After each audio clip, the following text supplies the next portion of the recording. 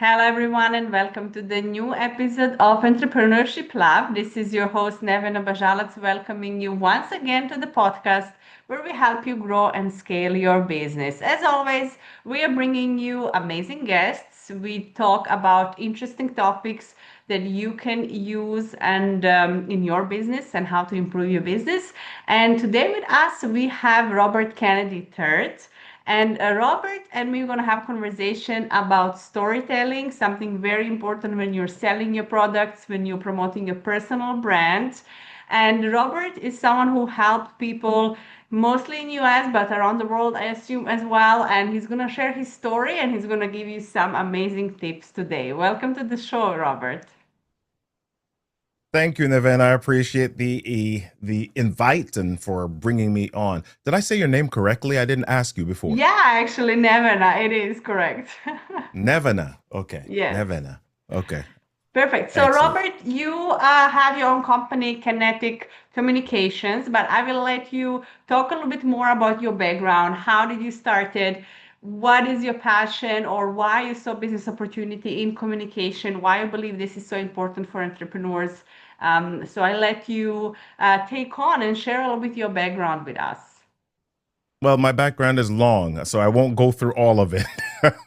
But I started out as a teacher. I was a seventh grade teacher for 1 year. I taught high school for 7 years. I taught online college for 2 years. I did some radio. So I was a radio and news anchor for an AM radio station for a little bit. And while I was teaching, I started a couple of businesses. One website where I did music promotions. And so we did a lot of interviews, and we had an online radio station that was connected to that site. I also had a web development company that I started. And so those were my first two companies. My third company was an instructional design course building company, e-learning software, e-learning we built. And so while I was teaching, while I was training and teaching people about the software and about how to build courses, people kept asking me the same question. They said, "Hey, are you a motivational speaker? Do you speak? Do you train? Do you do other things?"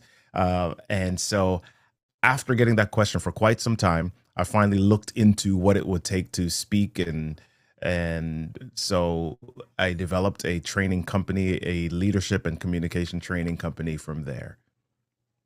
Yes, and I can hear, I mean, from how you speak, from your accent, I can imagine you as radio presenter. I didn't listen to you back then from the other part of the world, but I can totally see you in that role. And Yeah. I want to ask you, why do you think some people struggle with communication more than others? I think a lot of people, when it comes to entrepreneurs, they consider they're shy or introverts, sorry. But I don't think it's necessarily that. Do you see Right. communication as something more of a practice and being learned, or do you see it as some people are naturally more talented at it?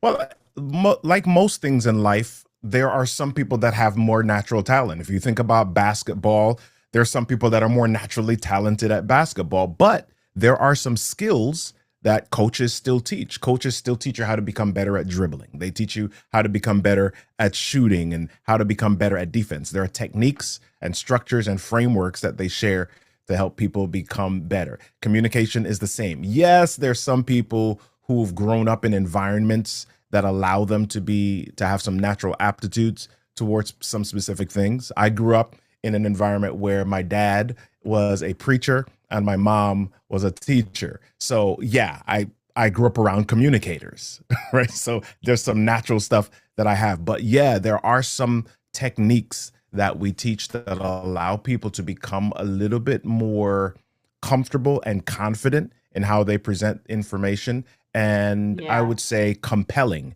in how they present the information as well. So yes, it can be taught. Yeah, and I love that it comes from you because I truly believe it's more of a skill, and anything that we can say it's a skill, it can be developed. And I always say to Hmm. entrepreneurs, I truly believe if you want to go to another level at some point, if you're CEO of your company or you're founder of your company, you have to communicate in your pitch. You have to communicate when you're presenting your product. You have to go on stage and speak, on some kind of conference and so on. So Yeah. All of it, I think the sooner startups and entrepreneurs accept that this will be part of their role, if they really love and believe in their product, they can, if they're a little bit more insecure, they should just hire someone like you and someone who is a professional in teaching them how to develop that communication to help them move on. And yeah, I can imagine preacher and a priest or a preacher, right? Your Preacher. father? Yeah. Not a Yes. priest, but a No. preacher. Yes. Okay. Okay, and a mother teacher, so I could see a lot of learning going there, communication and saying, Robert, say Yeah. things correctly, speak properly. I kind of imagine it Yep. that way. But I think it's also Yeah. also a blessing for sure. And communication these days, it's so important. So what I wanted to ask you next is, when you decided to start building your companies, I want to see your kind of mindset when you became entrepreneur. You had different jobs. What Mhm. was one thing? We all have strengths and weaknesses. What was one thing that you found in that transition, building a business now, was a little bit difficult for you or challenging, and how did you overcome it? Well, I will say that I'm married and I probably have a an entrepreneurial spirit, and I am fine with dealing with difficulties and challenges. My wife was the opposite of that. My wife wanted to make sure that we had a paycheck coming every 2 weeks.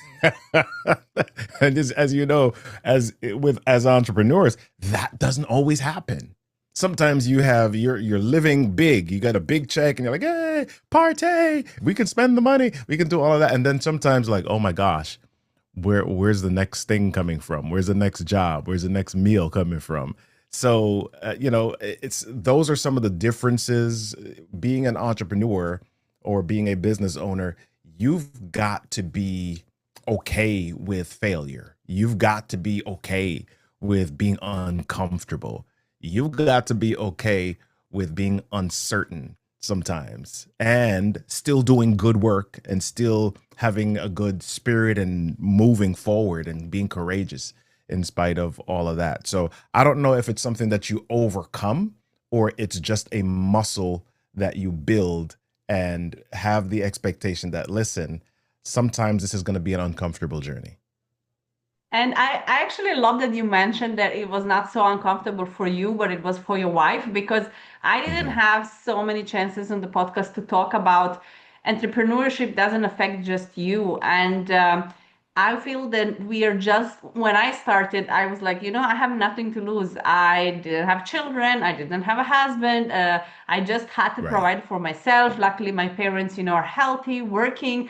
So that was a big relief, because I think at the time, I just felt, you know what, I'm responsible for myself. I'm going to make it for myself and, live based on what I make and move forward and so on. But I think when we have children we're depending on, when you have a spouse that has a little bit different mindset, and this happen often. Mhm. So I'm very happy that you mentioned that, because I think it's not so much discussed, because it is putting extra pressure, it is putting extra stress a little bit, because you have to provide, you have to bring things, and like you said, the check will not come every 2 weeks. It can go on weeks or Right. months before you close some big deal, and then you get a deal, and so on. So it's a constant uncertainty. And what was something that you overcome? If there are couples listening, entrepreneur listeners, and they're in similar situation, how did you and your wife overcome this kind of a little bit different mindset and uncertainty? Yeah. Well, some of that is momentum, right? If we're always in this valley and that type of thing, that can be stressful, especially if that person's mindset or the way that they deal with it is not the same as how you deal with it. So we I had to gain some momentum. I had to get to a point where there was something steady that was coming through, and how we were able to do that finally was I got to the place where I had a contract that I could break up that would pay me throughout the year. So for some businesses that looks like retainers, having monthly retainer as a service, as a part of one of the services. So if your business is one where you're only dependent upon selling products every month, and if you don't sell a product, you don't get paid for it. That can be one challenge. Some businesses try to do one thing, but if you've got a few different models of how you can bring in revenue, then that is helpful. So it was helpful where we had the contract model. That was one service where we had a contract that was able to give a certain amount of payment on a regular basis. And then we had the other ones that, yep, if I go out and speak, and if I go out and train, or we get a speaking engagement, then that's another contract. Or there's a membership community that we form that brings in, smaller amounts of revenue, but consistent revenue nonetheless. So we Yeah. had to figure out what's one way, Nevina, that we could bring in something consistent. Yeah, I love that. And I think everyone listening, you have to think about those different ways. And sometimes you maybe Mhm. have, if you're providing service like you, Robert, you can have bigger contracts, consulting contracts, and so on. But having something that's Mhm. steady and that you know, okay, this covers my minimum or our basic bills and everything, it's really Yeah. smart move. Yes. So let's go back a little bit about talking about communication, communicating. I would love to know what is one mistake you see with entrepreneurs when it comes to them communicating when they're pitching the product or when they're presenting the product or service? What is something that you see these days? It's most common and you Yeah. think people can improve on? The biggest thing is people present the product immediately. They think that the person cares about the product as much as they do. And that's just not the case. They don't know anything about the product. They don't know you. They don't know the name of the product. It might seem flashy or nice or amazing to you, but they have no idea. They don't even care about it yet because they're concerned about what problems and challenges they have. If I walk up to you, Nevin, and I say, "Hey, this is a great phone. Buy the phone. It is only $50." And you're saying, "What? Why am I buying a phone? I don't care about a phone." Right? You're thinking about what you're going through. But if I come up to you and I ask you a question, I say, "Hey, have you been having trouble reaching your family lately?" And you might say, "Yeah, you know what? As busy as I am, I try to reach out to them on a regular, but we're not able to connect or communicate effectively at a moment's notice." You say, "Well, what if I could give you a device or something that would help you with that challenge?" Now you're saying, "Oh, tell me about that." I'm saying, "Okay, well, here's this thing that I've got that I use it all the time to connect with my family. And my family, they love it. And we've been using it for the last 3 months, and it's been a godsend. It's been great for us. As a matter of fact, I've got three other friends that are using it now, and they've said to me that, listen, they love it. Their family is so much closer together, and it shortens the process of getting in contact with each other. Now, now you're interested, Yeah. right? Because I've leaned into your issue, your problem, your experience first before saying, "Hey, buy this, buy." And that's what a lot of entrepreneurs do. They want people to buy the product without leaning into the people's problem. Yeah, so I think that's very common because we have to.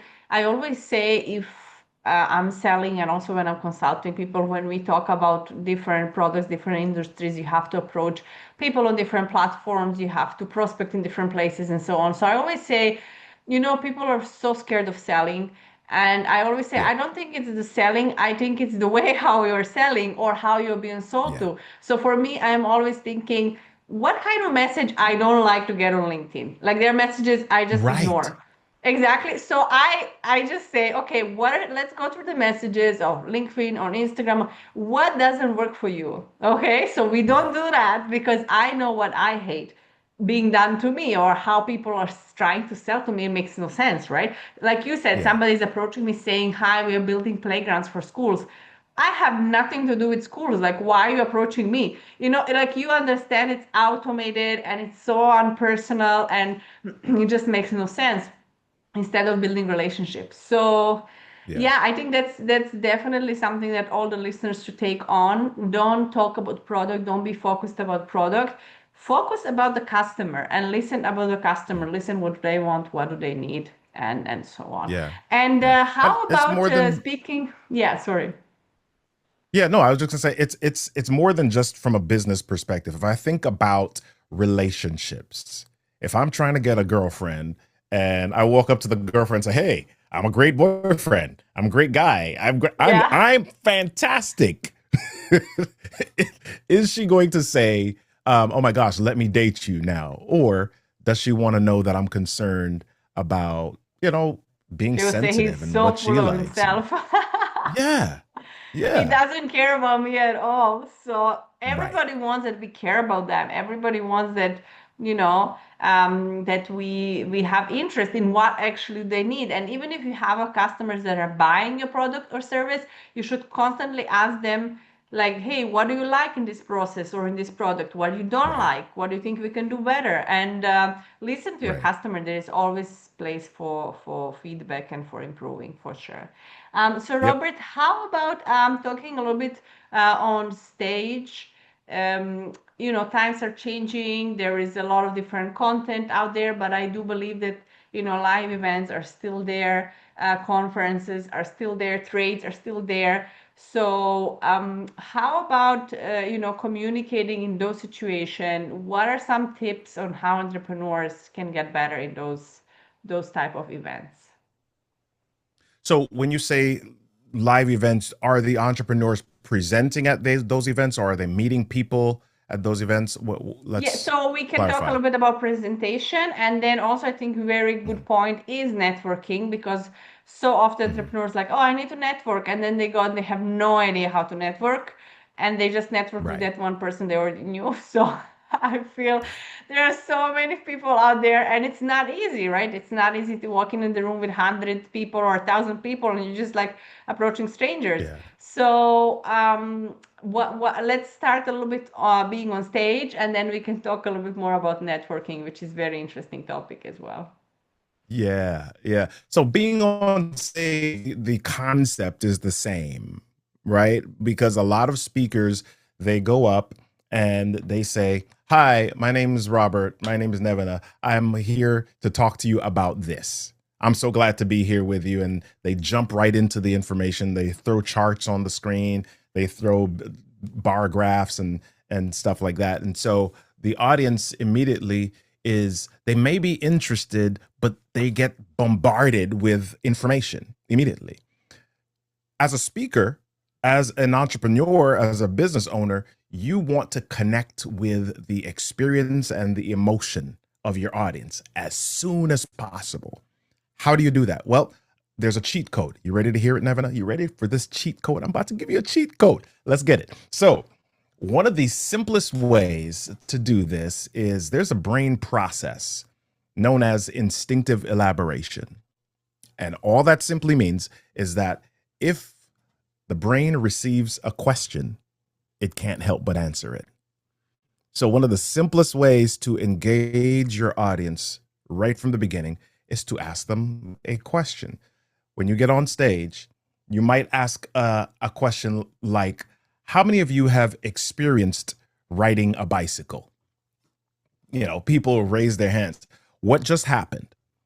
You ask that question, their mind now starts to sort through its database of experiences. Did I ride a bicycle? Did I not ride a bicycle? Did I like riding it? Did I fall off of the bicycle? Do I want to experience that? Do I think people should ride bicycles? Your mind does all of that. So immediately I ask that question and people start to go into their brain. The attention goes off of me on stage and it goes back into their mind. You've just hijacked their brains because now a video starts playing in their brain of themselves riding a bicycle, seeing a bicycle ridden, or something that has to do with bicycles. Now I've got their attention. Now I've created some connection because I've leveraged emotion, right? And so asking a question, especially a good question. So that first question that I asked was an okay question. How many people? Okay, that's an okay question. Better question.